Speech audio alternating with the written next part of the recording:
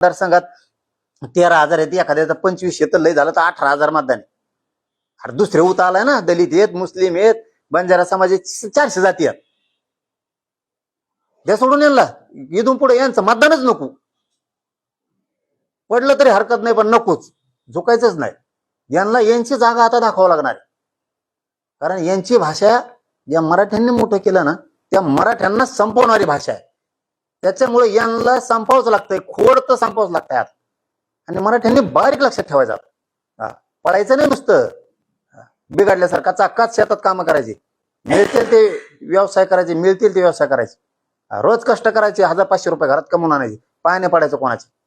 अजिबात झुकायचं नाही, नाही मिळालं नाही मिळालं. थोबाडाकडे सुद्धा बघायचं नाही यांच्या. इतकं कट्टर कडवट. आता मराठ्याला दयामाया सोडावं लागेल, नसता पुढच्या पिढ्या मरत्यान बरं का मराठी हो, तुम्हाला सांगतो. आता ना जसं तसेच गेम दाखवायचे. मराठ्यांच्या विरोधात गेलेला नेता ज्या जातीचा असेल त्या जातीचा नेता इथून पुढे संपवायचा. हे मराठ्यांनी आता पक्का डोक्यात ठेवायचं.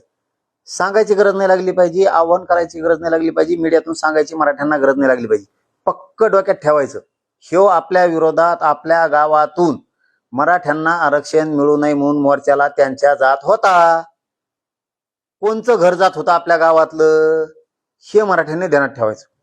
आपल्या जिल्हा परिषद सर्कलचा कोणचा ओबीसीचा नेता मराठ्यांना आरक्षण मिळू नये म्हणून त्यांच्या व्यासपीठावर जात होता, कोणचा सरपंच जात होता, कोण कार्यकर्ता जात होता, कोण सामाजिक कार्यकर्ता जात होता, कोणत्या पक्षाचा माजी आमदार मंत्री छगन भुजबळच्या व्यासपीठावर जाऊन मराठ्याला आरक्षण मिळू नये म्हणतो.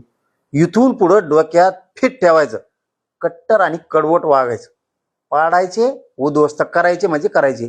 कारण जातीवाद करणारी घाण संपली